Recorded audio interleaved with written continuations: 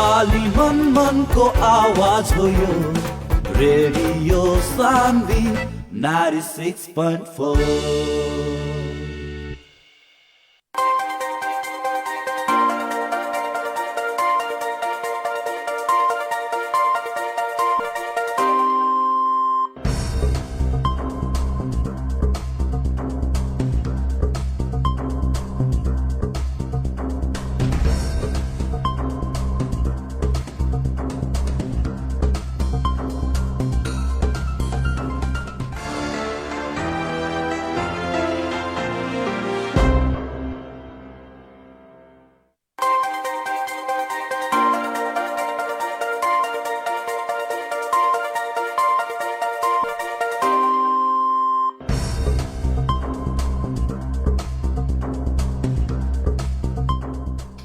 नमस्कार, कार्यक्रम शिक्षा परिवेशको अर्को नयाँ श्रृङ्खलामा तपाईँ श्रोतालाई हार्दिक स्वागत गर्छु। म कार्यक्रम प्रस्तोता सूर्यनारायण विक। देश विकासको प्रमुख आधार मानिएको शिक्षामा भएका व्यथिति, विसङ्गति, भ्रष्टाचार तथा अनियमितताको उजागर गर्ने अभिप्रायले तयार पारिएको कार्यक्रम शिक्षा परिवेश हरेक साताको शनिबार बिहान 9:15 बजेदेखि 10 बजेसम्म रेडियो सान्वी 96.4 मेगाहर्ज, इन्टरनेट अनलाइनको रेडियो सान्वी.com, रेडियो सान्वी न्युज.com का साथसाथै रेडियो सान्वीको अफिसियल फेसबुक पेज मार्फत पनि यहाँहरूले एकैसाथ सुन्न सक्नुहुन्छ। खास गरी शिक्षाका विविध पक्षका पाटोमा केन्द्रित भएर हामी शिक्षाको सेरोफेरोमा शिक्षाकर्मी तथा शिक्षासँग सरोकार राख्ने विभिन्न व्यक्तित्वहरूसँग कार्यक्रममा बहस गर्छौँ।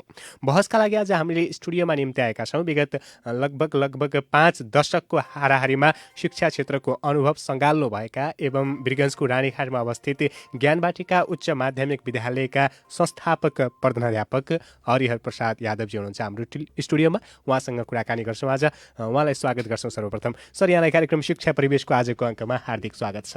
धन्यवाद। हजुर, खास गरी यहाँले झन्डै लगभग 5 दशकको हाराहारीमा शिक्षा क्षेत्रको लामो अनुभव सङ्गालिसक्नु भएको छ, बटुलिसक्नु भएको छ। यो लामो यात्रालाई एकदमै संक्षिप्तमा स्मरण गर्दाखेरि यहाँले कसरी गर्नुहुन्छ?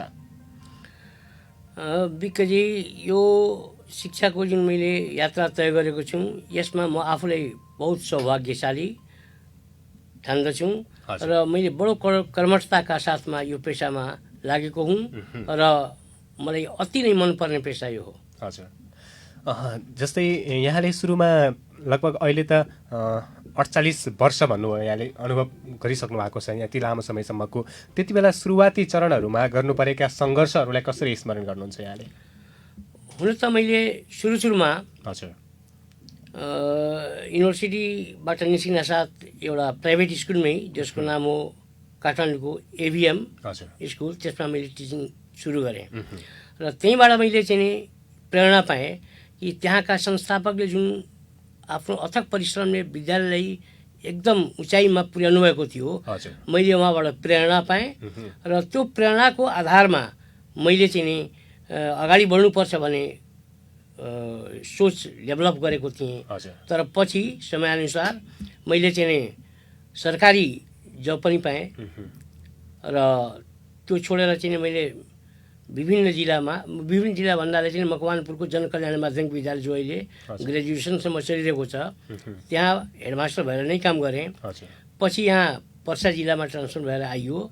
यहाँ पनि शारदा माविमा, त्यसपछि चाहिँ त्रिजुद्ध माविमा, अनि त्यसपछि मैले चाहिँ सिद्धार्थ माविमा करिब 22 वर्ष नै, र त्यसपछि मैले 17 वर्ष जति चाहिँ रेलवे माविको प्रधानाध्यापक भएर चाहिँ काम गरेर त्यहीँबाट अवकाश प्राप्त गरेँ र यसै बिचमा मैले आफ्नो चाहिँ यो ज्ञानबाटिका उच्च माविले पनि स्थापना गरेँ र त्यहाँ अहिले पनि म कार्यरत छु र आफ्नो पेसालाई चाहिँ कन्टिन्युटी दिएको छु। हजुर, पक्कै पनि जसरी यहाँले सुरुमा एउटा प्राइभेट स्कुलबाट टिचिङ पेसा सुरुवाती गर्नुभयो, अहिले एउटा आफैले स्कुल सञ्चालन गर्नुपर्छ भन्ने किसिमको सोच चाहिँ कसरी विकसित भयो?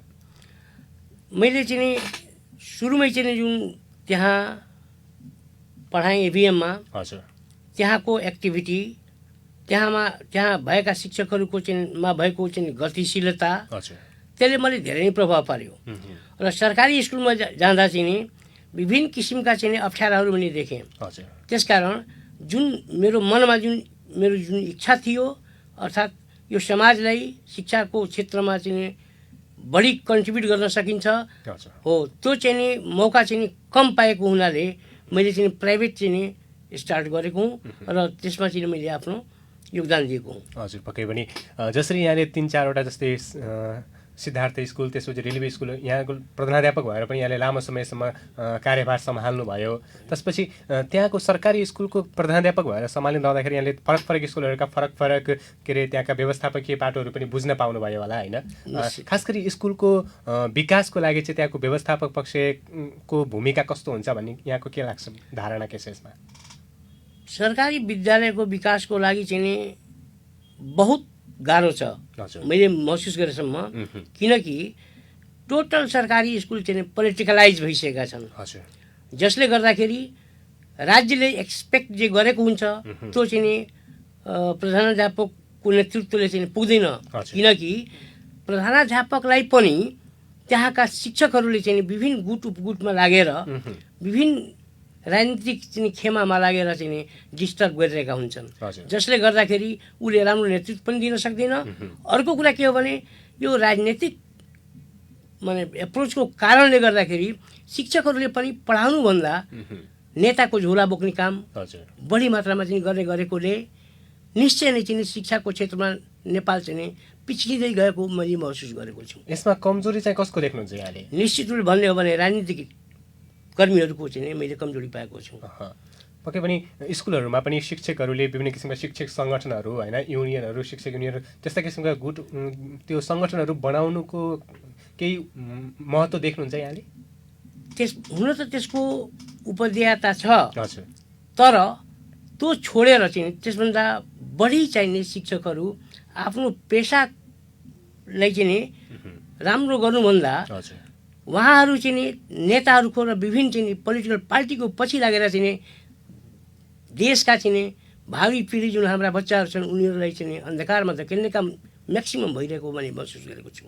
हजुर, भनिन्छ नि विद्यालय भनेको मन्दिर हो, विद्यार्थी भनेको त्यहाँका दर्शालु हुन् र शिक्षक भनेका पुजारी हुन् अरे।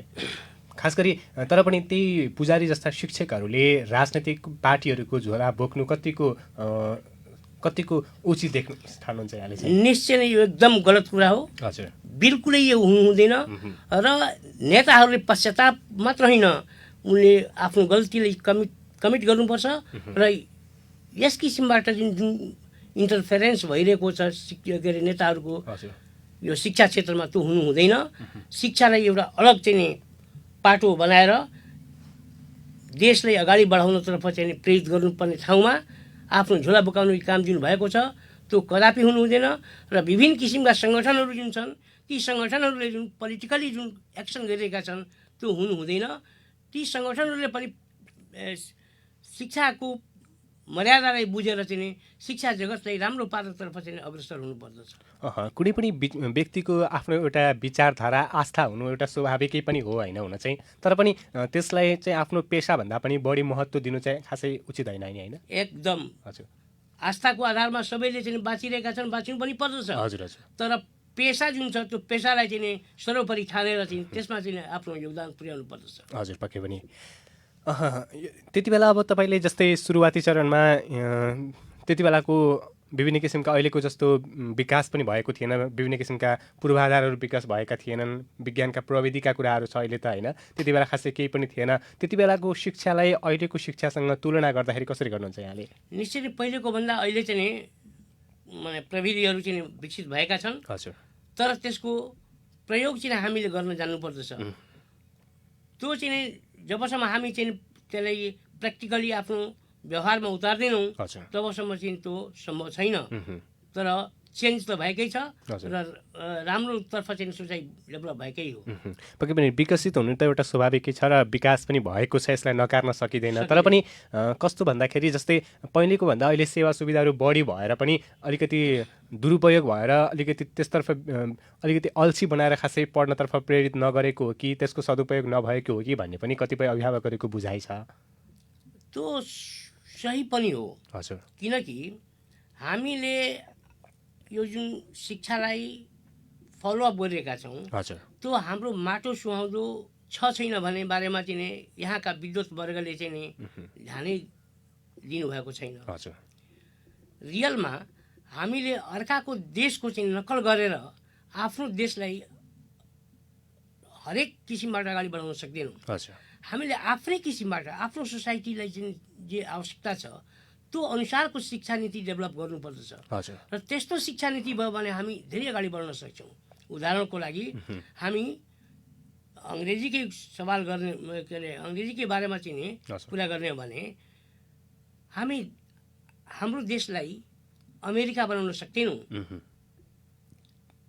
किनकि उनीहरूको टोन जो छ, उनीहरूको जुन प्रोनाउन्सिएसन छ र हाम्रो यो 2 नम्बर स्पिल भन्ने भने 2 नम्बर क्षेत्रका चाहिँ मानिसहरूको बच्चाहरूको जुन प्रोनाउन्सिएसन छ त्यो धेरै फरक छ। त्यसकारण यहाँ कस्तो किसिमबाट शिक्षा नीति बनाएर उनीहरूलाई यो विषयमा पनि डेभलप गर्ने हो भन्ने कुरा ध्यान दिनुपर्दछ। र मैले महसुस गरेअनुसार म एउटा इङ्ग्लिस टिचरको नाताले पनि भनिरहेको छु, जति इङ्ग्लिस विषयमा जति राम्रो प्रोडक्ट पहिले यहाँ हुन्थ्यो त्यो चाहिँ अहिले छैन। अहिले त्यसभन्दा त्यसको 50% पनि छैन।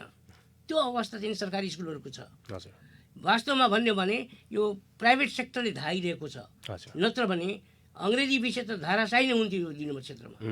त्यसकारण ठाउँ अनुसारको चाहिँ हामीले शिक्षा उपलब्ध गराउनुपर्छ र त्यस्तो नीति बनाउनु पर्दछ।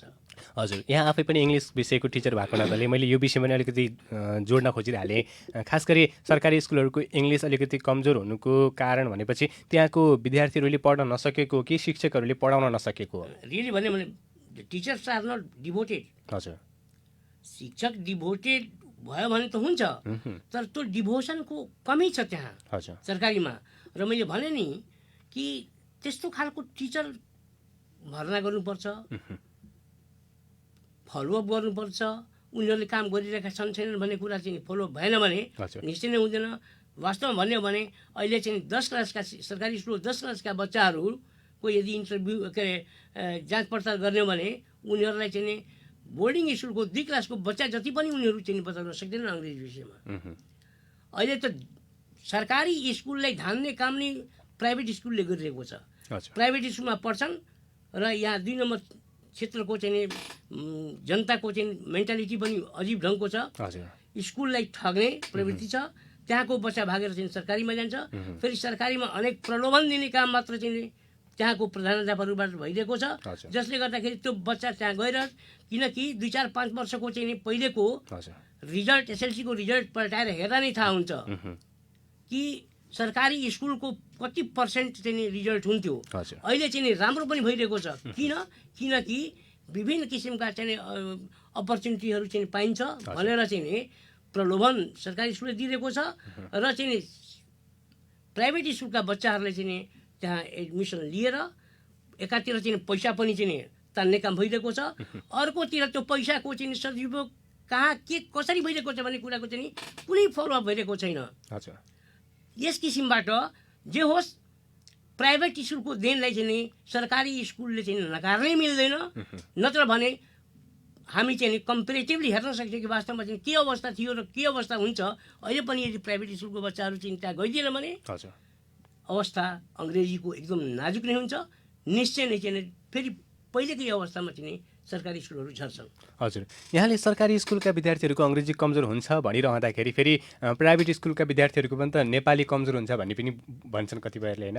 यसमा चाहिँ के छ त? हो, प्राइभेट स्कुलको बच्चाहरूको नेपाली विषय कमजोर हुन्छ, तर सबैको हुँदैन।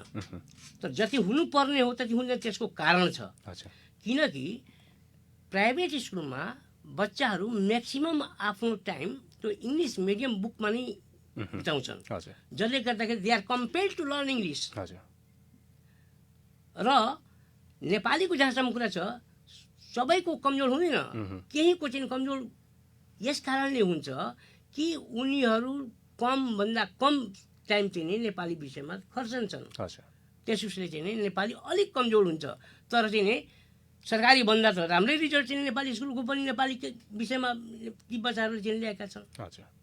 अहिले चाहिँ फेरि सरकारी स्कुलहरूमा पनि अलिकति कुनै कुनै स्कुलहरूमा इङ्ग्लिस मिडियम पनि राखेको अवस्था पाउँछ। यसले चाहिँ कतिको सुधार ल्याउँछ भन्ने यहाँको बुझाइ कस्तो छ? अलिक ड्रामा हो त्यो ड्रामा हो र चाहिँ प्राइभेट स्कुलका बच्चाहरूले चाहिँ तान्ने एउटा चाहिँ एक्टिभिटी हो त्यो। र त्यो ट्रिकबाट नै चाहिँ सर्भाइभ गर्न पाएका छन्, हजुर। अन्यथा सर्भाइभ गर्न चाहिँ मौका पाउने थिएनन्। अब आगामी दिनमा चाहिँ सरकारी स्कुलहरूको भविष्य कस्तो देख्नुहुन्छ त तपाईँले यहाँ? यदि यस्तै रहने हो भने सरकारी स्कुल त के बर्बाद हुन्छ, नेपालका बालबालिकाहरू नै बर्बाद हुन्छ र उनीहरूको भविष्य अन्धकार हुन्छ। किनकि जुन जोस खरोसले चाहिँ अरू माने प्राइभेट स्कुलको बच्चालाई तान्ने काम भइरहेको छ, त्यही जोस खरोसले सरकारी स्कुलको प्रधानाध्यापक लगायत सम्पूर्ण शिक्षकले बच्चाको लागि लगाइदिनु हो भने सुनमा सुहागा थपिन्छ र त्यो धेरै राम्रो हुन्छ र देशको लागि, हाम्रो लागि, सबैको लागि त्यो धेरै राम्रो हुनेछ। तर विगतमा जस्तै खासै थोरै मात्रै स्कुलहरू थिए, यति धेरै प्राइभेट स्कुलहरू खुलेका थिएनन्, सरकारी स्कुलहरू मात्रै थिए होइन। तर त्यही बेला पनि पढेका विद्यार्थीहरूको शैक्षिक गुणस्तर देख्ने भने त एकदमै राम्रो पाइन्थ्यो। सायद तपाईँले पनि सरकारी स्कुलमा पढ्नु होला पहिला त? बहुत राम्रो क्वेसन गर्नुभयो विकजी। हजुर। वास्तवमा म पनि सरकारी स्कुलकै प्रोडक्ट हुँ र म आफूले चाहिँ आफ्नो विषयको लागि एउटा राम्रै चिने भनिठानेको हुँ र माने आम मानिसमा पनि यो कुरा थाहा छ। त्यतिखेरको शिक्षकहरूमा एटलिस्ट डिभोसन थियो। मैले सुरुमै डिभोसनको कुरा गरेको थिएँ, डिभोसन थियो। तर अहिले चाहिँ छैन। अहिले चाहिँ नि हुन त शिक्षक आन्दोलनलाई टेवा पुर्याउने मध्येको एउटा म पनि हुँ, तर त्यो चाहिँ नि जुन उद्देश्यले चाहिँ नि हामीले चाहिँ त्यो पेसागत हकितको लागि लागेको थियौँ त्यसको ठिक विपरीत भयो। हामी सबै नेताहरूको झोलामा गएर चाहिँ थन्क्यौँ। हामी सबै भन्नाले तपाईँ पनि थन्किनु भयो कि? होइन, मैले भन्नुको अर्थ म पनि सरकारी शिक्षक थिएँ त म त्यसबाट त वञ्चित होइन नि। मैले टसल गर्दा गर्दै चाहिँ धेरै चाहिँ दुःख पाएको छु। सरकारी स्कुलमा छँदाखेरि धेरै मैले दुःख पाएको छु र अब व्यक्तिगत रूपले भन्यो भने म कसैका चाहिँ कुनै किसिमको चाकरी गर्न चाहिँ गएको होइन। मैले पैसा र दाम चढाएर चाहिँ नियुक्ति पाएको होइन। तर यतातिरका चाहिँ समयमाहरूमा हामी के पाउँछौँ कि धेरै चलखेल भएको छ। योग्य मान्छे चाहिँ रोडमा गस्ती गरिरहेका छन्, अयोग्य मान्छेहरूले नियुक्ति पाएका छन्। त्यो सब एक्टिभिटीले गर्दाखेरि शिक्षामा त करप्सन हुनुपर्ने स्वाभाविकै हो। अनि अर्को कतातिर कस्तो कुराहरू उठ्छन् भन्दाखेरि जस्तै प्रधानाध्यापक भइसकेपछि पनि त्यो प्रधानाध्यापकलाई चाहिँ आफ्नो मर्जीले चल्न दिँदैन, त्यसमा के अरे राजनीतिक दलहरूको नेतृत्व हुन्छ, माथिबाट दबाब हुन्छ भन्ने किसिमका कुराहरू पनि आउँछन्। तपाईँले धेरै लामो समयसम्म प्रधानाध्यापकको भूमिका निर्वाह गरिरहँदाखेरि यस्ता अनुभवहरू झेल्नु पर्यो कि परेन? होइन, फर्चुनेटली जहाँसम्म मेरो कुरा छ, केही समयसम्म मेरो विद्यालयको जो अध्यक्ष हुनुहुन्थ्यो, म प्रधानाध्यापक हुँदाखेरि, he was a good man and he did not compel me to do anything bad. तो एउटा सौभाग्य नै हो र उनको नाम हो चिरञ्जीवी आचार्य। सायद उनको कम्पेरिजनमा बहुत कमै अध्यक्षहरू हुनुहोला, तर उहाँ पछि चाहिँ नि धेरै खिचोडाहरू भए, कामै गर्न नदिने, अनावश्यक बखेडा खडा गर्नेहरू पनि मैले भोगेको छु। त्यसकारण यो अनुभूति मलाई छ कि शिक्षकलाई त केही न भनिठान्ने, प्रधानाध्यापकलाई आफ्नो मर्जीको माने आधारमा चलाउनु, आफ्नो मर्जीअनुसार काम गर्न लगाउने त्यो प्रवृत्ति छँदैछ। वास्तवमा चाहिँ एकातिर गल्ती मात्र छैन, मैले भने नि सबभन्दा ठुलो गल्ती नै चाहिँ यो राजनीतिक पेसाकर्मीहरूको हो, नेताहरूको हो, जसले चाहिँ नि सबै गलत काम गराउँछन् र शिक्षकहरू पनि नबुझेर नै पछि लाग्छन्। जस्तै एउटा प्रधानाध्यापकले चाह्यो भने पक्कै पनि त्यो स्कुललाई सुधार्न सक्छ, त्यसका नीति नियमहरू परिवर्तन गरेर भए पनि केही व्यवस्थापकीय अलिकति कडाइ गरेर पनि त्यसलाई सुधार्न सक्छ भन्ने चाहिँ लाग्छ जहाँसम्म। तर पनि यहाँका प्रधानाध्यापकहरूले अहिले चाहिँ के अरे विवेश अध्यक्षहरूको त्यसपछि अरूहरूको बाहना बनाएर पन्छिन खोजेको हो कि भन्ने पनि टिप्पणी कता सुनिन आउँछ, कतिपयले गर्न थाल्छन्। यसमा यहाँको बुझाइ चाहिँ कस्तो छ? वास्तवमा चाहिँ नि अब राम्रो मान्छे पनि छन्, नराम्रो पनि छन्।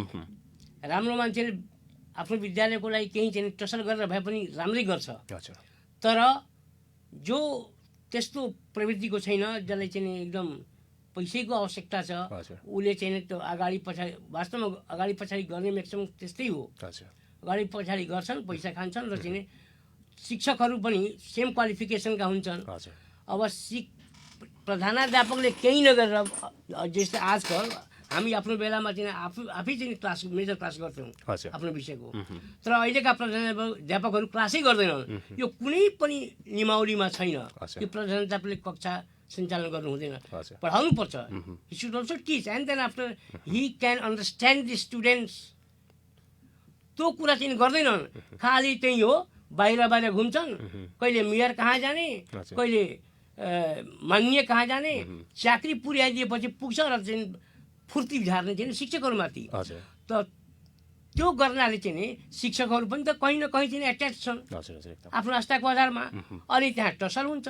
अनि शिक्षकहरूले चाहिँ पढाउनुभन्दा हेडमास्टरले घुमेर चाहिँ सबै टाइम काट्छ भने शिक्षकहरू चाहिँ किन पढाउँछन्? उनीहरू पनि कम्पेरिटिभली त्यसै चाहिँ आफ्नो टाइम काटिरहेका हुन्छन्। यस किसिमका म्याक्सिमम छन् जसले गर्दाखेरि शिक्षाको स्तर चाहिँ खस्किँदै गइरहेको छ।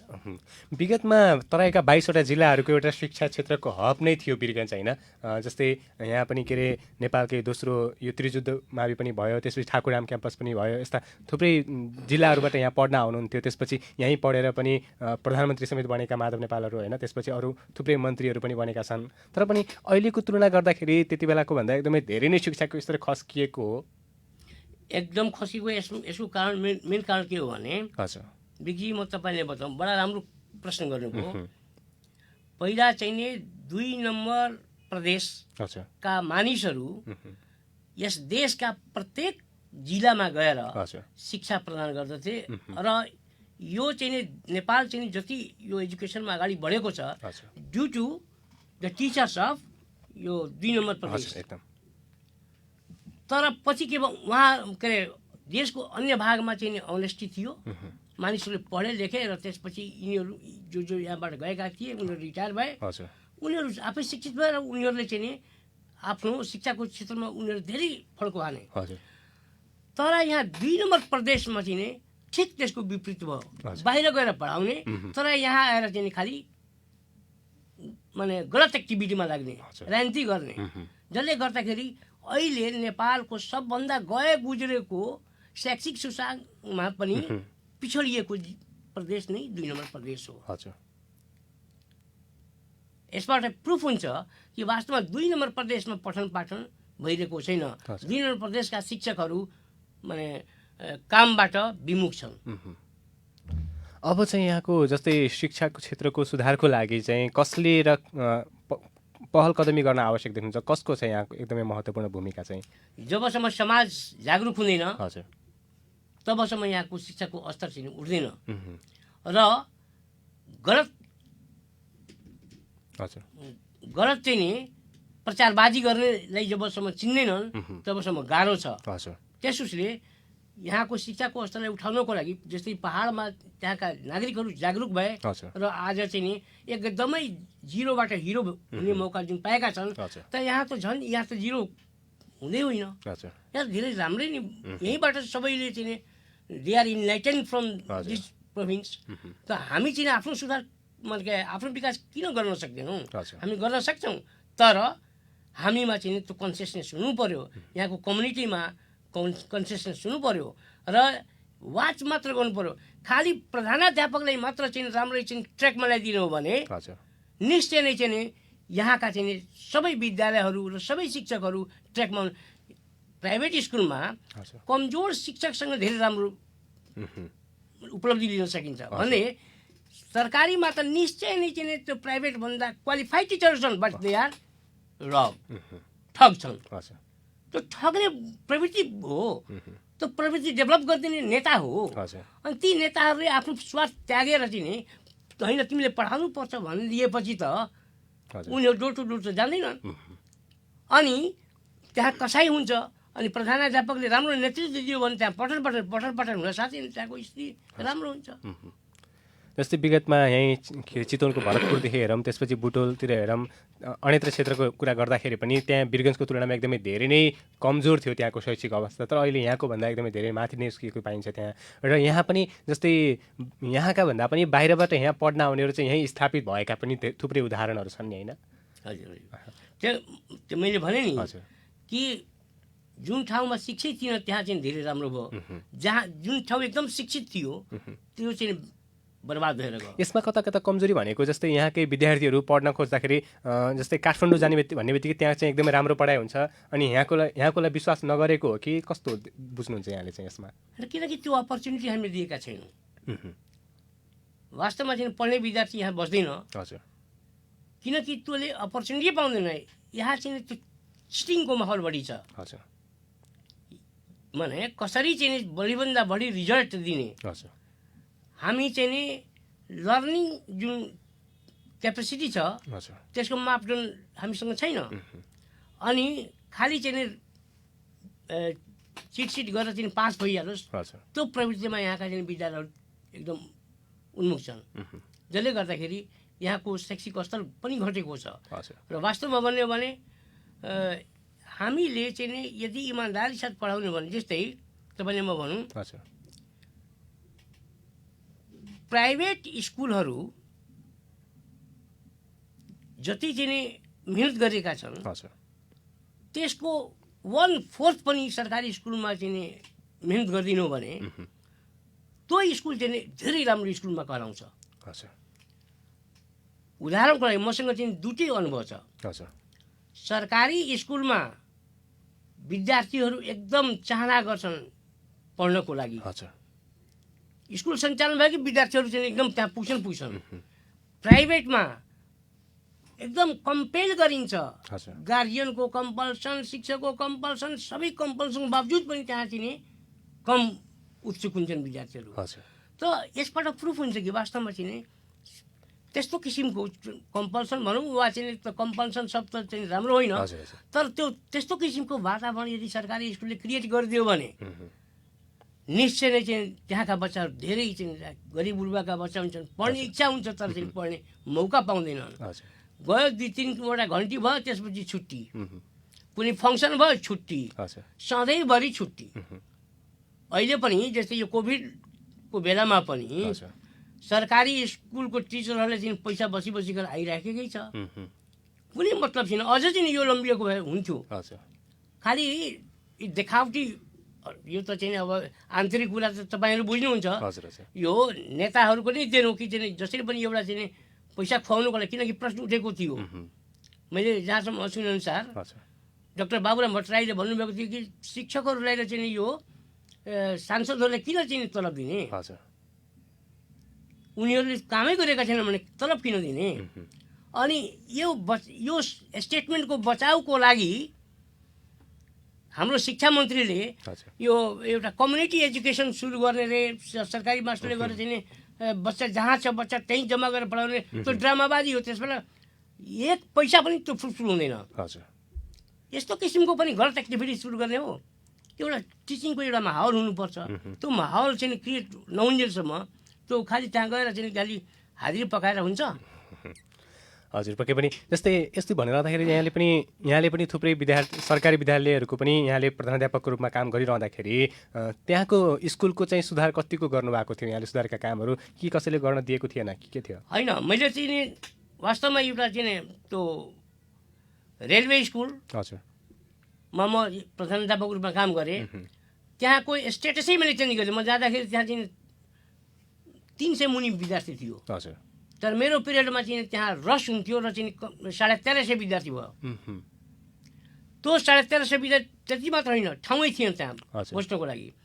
नेताहरूको फोर्स हुन्थ्यो एडमिसन गरिदेऊ भनेर।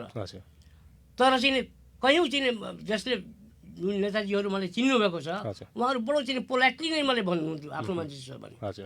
जस्तै तपाईँ चाहिँ अब स्वर्गीय गोपाल गिरीको नाम अहिले लिन म चाहिरहेको छु। उहाँ बडो आग्रह गरेर उहाँको घर टाँसेकै थियो। बडो आग्रह गरेर भन्ने सर चाहिँ सम्भव छ भने एउटा मेरो एडमिसन बच्चाको गरिदिनुहोस् न। अब त्यो आग्रह आएपछि त गरिन्छ नै। अलिकति त चाहिँ नि मान्छेले ठाउँ नभए पनि अब जे होस् जसले विद्यालयले कन्ट्रिब्युट गरेको छ अलिकति त सफ्टकरण भइ नै हाल्छ, गरिन्थ्यो। त त्यो हिसाबले चाहिँ नि जुन बेला चाहिँ त्यो विद्यालयमा चाहिँ कुनै किसिमको चाहिँ नि सुविधा थिएन, त्यो बेलामा पनि मैले चाहिँ त्यो स्कुललाई चाहिँ जिल्लाको फर्स्ट माने रिजल्टमा एसएलसीको रिजल्टमा फर्स्ट पोजिसन प्राप्त गर्न लगाएँ। कुनै बेला फर्स्ट हुन्थ्यो रेलवे स्कुल, सेकेन्ड हुन्थ्यो सिद्धार्थ स्कुल, थर्ड हुन्थ्यो त्रिजुली स्कुल। कुनै बेला Trijuli school first, second railway, third चाहिँ सिद्धार्थ, कुनै बेला सिद्धार्थ फर्स्ट, रेलवे सेकेन्ड। यस्तो किसिमबाट चाहिँ त्यो कम्पिटिसन थियो र त्यो रिजल्ट अहिले मान्छेहरूले चाहिँ अब विरोधी भएपछि चाहिँ नि जो काम गर्न खोज्छ उसका धेरै विरोधीहरू हुन्छन् एकदम एकदम। तर त्यहाँ जुन रिटेन डकुमेन्ट्स छ त्यो हेर्ने हो भने त स्पष्ट हुन्छ। त्यहाँ रिटेन डकुमेन्ट्स छ र चाहिँ नेपाल सरकारले चाहिँ पुरस्कार पनि 50,000 रुपियाँ चाहिँ पुरस्कार पनि दिएको थियो रुपियाँमा। अर्थात् त्यसलाई चाहिँ अगाडि बढाउने त काम भयो, तर केही चाहिँ त्यहाँ शिक्षकहरू जुन थिए त्यही मैले भने नि कि they were politicalized and wanted to disturb the administration। अब त्यसमा मेरो पनि कहीँ कुनै गलत अडान हुन सक्छ, मैले जानेर बुझेर होइन, तर त्यो सच्याउने काम भएन। मैले त मेरो सोचअनुसार त मैले गरेकै छैन त्यस्तो काम, तर चाहिँ यदि छ भने त्यो त डाइलग गर्नुपर्छ नि। मैले त यहाँसम्म त्यहाँका शिक्षकहरूले भनेको थिएँ कि तपाईँहरू एकदम अनेस्टली घरमा बसिदिनुहोस् र आफ्नो तलबको 50% मात्र चाहिँ छोडिदिनुहोस्। म अरू टिचरसँग, प्राइभेट टिचरसँग त्यो पढाउँछु र 50% नियमभन्दा यो नियमको विपरीत कुरा म गर्दैछु। 50% तपाईँहरूको तलब तपाईँहरूको घरमा पुर्याइदिन्छु र तपाईँहरू यदि योग्य हुनुहुन्छ भने अरू पनि काम गरेर चाहिँ झन् 100% कमाउनुहोस्, 150% तपाईँहरूको हुन्छ र तपाईँले दिएको रिजल्टभन्दा चाहिँ नि 10 टाइम्स बेटर म चाहिँ त्यो 50%मा यहाँको विद्यार्थीलाई पढाएर मैले स्टाफ बैठक गरेर चाहिँ भनेको थिएँ। कसैको मुखबाट एक शब्द निस्केको थिएन। डिभोसन हुनुपर्छ, डिभोसन भएन भने कसैले केही गर्न सक्दैन। यहाँ त चाहिँ अहिले त चाहिँ अब भन्नु पर्ने हो भने अब यहीँ सुनेर चाहिँ धेरै मलाई गाली गर्छ, तर मैले यथार्थ कुरा गरिदिएको हो। कसैले गाली गरोस्, प्रशंसा गरोस्, त्योसँग मलाई मतलब छैन। मेरो जे भिजन छ त्यो मैले आफ्नो भिजन राखिदिएको हुँ। अहिले त रेलवे स्कुल पनि एकदमै लथालिङ्ग अवस्थामा छ, सायद विद्यार्थीहरू पनि एकदमै कमी छ त्यहाँ। 300 भन्दा अलि माथि 400 भन्दा मुनि छ। सब बच्चा चाहिँ गए र अहिले चाहिँ अब अहिले त हाम्रो बेलामा त बजेटै हुँदैन थियो। बल्ल बल्ल एउटा चाहिँ बजेट आएको थियो भवन बनाउनको लागि 24 लाख रुपियाँ। त्यसबाट त्यो पनि म लिएको थिइनँ। अब सार्वजनिक रूपले भन्दाखेरि चाहिँ अब मिल्दैन, तर 22 लाख रुपियाँ मेरो हातमा चाहिँ थियो र चाहिँ 30% मिलाउनु पर्ने थियो स्कुलबाट। मैले त्यो बेला पनि कुनै स्रोत थिएन, मैले त्यही बच्चाहरूबाट चाहिँ कमाएर चाहिँ त्यो जम्मा गरेको थिएँ। त्यो पैसाबाट मैले चाहिँ त्यो भवन बनाइदिएछु। म ठोकुवा गरेको छु। अहिले पनि कोही इन्जिनियर गएर चाहिँ त्यो टेस्ट गरोस्। मान्छेले धेरै फटाइ गर्छ, त्यो फटाइको आधार होइन, त्यहाँ वर्कको आधार हेर्नुपर्छ। त्यस्तो बिल्डिङ चाहिँ 2 नम्बर प्रदेशमा त्यस्तो बलियो र राम्रो यदि कसैले बनाएको छ भने अनि मसँग कुरा गरोस्। हजुर, पक्कै पनि यहाँकासँग एकदमै रोचक कुराकानी हुँदैछ। एकदमै विगतका कुराहरू पनि हामीले यहाँबाट अवगत गर्न पायौँ। एकदमै धेरै नै खुसी लागिरहेको छ यहाँसँग कुरा गर्न पाउँदाखेरि। तर हामी समयको पाबन्दीमा पनि छौँ एकदमै। अब हामी लगभग अब जस्तै यहाँलाई अन्त्यमा सोध्न चाहेको कुरा चाहिँ सरकारी स्कुलको नेतृत्व गर्दा सजिलो भयो कि यहाँलाई प्राइभेट स्कुलको नेतृत्व गर्दा चाहिँ अलिक सहज भइरहेछ? यहाँलाई कस्तो लागिरहेछ? होइन, मलाई त स्पेसली भन्यो भने मैले सरकारी स्कुलको नेतृत्व गर्दाखेरि मैले মানে धेरै समयसम्म मैले सहजै महसुस गरेँ। अब केही समय त अप्ठ्याराहरू आउँछन्, त्यसमा केही छैन। त्यो चाहिँ नि मैले भने नि कि क्रिटिसाइज गर्नेहरू धेरै हुन्छन्, तर प्रुफ गर्ने चाहिँ थोरै हुन्छन्। म त प्रमाणको पक्षधर मान्छे हुँ। त सरकारी स्कुल धेरै सजिलो छ, तर प्राइभेट सेक्टर चाहिँ चलाउन बहुत गाह्रो छ। यसको नेतृत्व चाहिँ एकदम गाह्रो छ। एउटा प्राइभेट सेक्टर चलाउने मान्छेले 10वटा सरकारी स्कुलले सजिलैसँग चलाइदिन्छ एकैपल्टमा। हामी अन्त्यमा छौँ। अन्त्यमा रेडियो सान्वी 96.4 मेगाहर्ज, रेडियो सान्वी.com, रेडियो सान्वी न्युज.com र रेडियो सान्वीको अफिसियल फेसबुक पेजबाट हामीलाई सुनिरहनु भएका सम्पूर्ण श्रोताहरूलाई के भन्न चाहनुहुन्छ यहाँले? म सम्पूर्ण श्रोताहरूसँग मेरो विनम्र आग्रह छ कि उहाँहरूले आफ्नो बालबालिकाको चाहिँ उत्तरोत्तर प्रगतिको लागि सामाजिक स्तरबाट नै एकदम सजग र सक्रिय भइदिनु पर्यो र उहाँहरूले वाच गरिदिनु पर्यो कि सरकारी सबैजना धनी छैनन् कि उसको बच्चा चाहिँ गएर चाहिँ प्राइभेट सेक्टरमा पढ्छ। हजुर हाम्रो मुलुकमा धेरै माने गरिब नै मानिसहरू बसोबास गरिरहेका छन्। त्यसकारण कमसेकम समाजले चाहिँ नि यति वाच गरिदियोस् कि वास्तवमा हाम्रो सरकारी विद्यालयको पठन पाठन कस्तो भइरहेको छ। हजुर यो चाहिँ नि कर्मचारीको आधारमा मात्र छोडिदिनु भने केही पनि हुन सक्दैन। कर्मचारीहरूले पनि के त्यही हो, हजुर ब्याकडोरबाट उनीहरूलाई चाहिँ फाइदा चाहिन्छ, केही गर्दैनन्, खालि सुन्छन् र कसरी मिलाइदिनु त्यो मिलाइदिने काम गर्छन्। हजुर त्यसकारण हाम्रा समाजमा भएका व्यक्तित्वहरूले चाहिँ अलिकति सक्रियता यदि देखाउने हो भने निश्चय नै चाहिँ हाम्रा भावी पिँढी, हाम्रा बालबालिकाहरूको भविष्य राम्रो हुनेछ र देश पनि अगाडि बढ्नेछ। यति भन्दै म सबैमा चाहिँ आफ्नो विनम्रता साथमा आफ्नो चाहिँ इच्छा जाहेर गर्दछु। हजुर पक्कै पनि एकदमै व्यस्तता हुनुहुन्थ्यो र व्यस्तताको बावजुद पनि हाम्रो एकपटकको अनुरोधलाई स्वीकारेर स्टुडियोसम्म आइदिनु भयो, आफ्ना महत्त्वपूर्ण अनुभवहरू र विचारहरू हामीलाई सुनाइदिनु भयो। यसको लागि म एकदमै धेरै धेरै आभारी छु यहाँप्रति। धन्यवाद विक्री। हजुर पक्कै पनि आदरणीय श्रोताहरू, कार्यक्रम शिक्षा परिवेशको आजको अङ्कमा हामीले विगत लगभग 5 दशकसम्मको शिक्षा क्षेत्रको अनुभव बटुल्नुभएका वीरगञ्जको रानीघाटमा अवस्थित ज्ञानवाटिका उच्च माध्यमिक विद्यालयका संस्थापक प्रधानाध्यापक श्री हरिहर प्रसाद यादवज्यूसँग हामी कार्यक्रममा कुराकानी गऱ्यौँ। हाम्रो कार्यक्रम तपाईँलाई कस्तो लाग्छ कृपया सल्लाह सुझाव र प्रतिक्रिया दिन नभुल्नुहोला। फेरि अर्को साता फरक अतिथिका साथ उपस्थित हुने बाचा गर्दै अहिलेलाई भने प्रविधिका सत्येन्द्रलाई धन्यवाद दिँदै म कार्यक्रम प्रस्तुता सूर्य पनि बिदा हुन्छु। सुन्दै गर्नुहोस् रेडियो सान्वी 96.4 मेगाहर्ज। नमस्कार, शुभ दिन।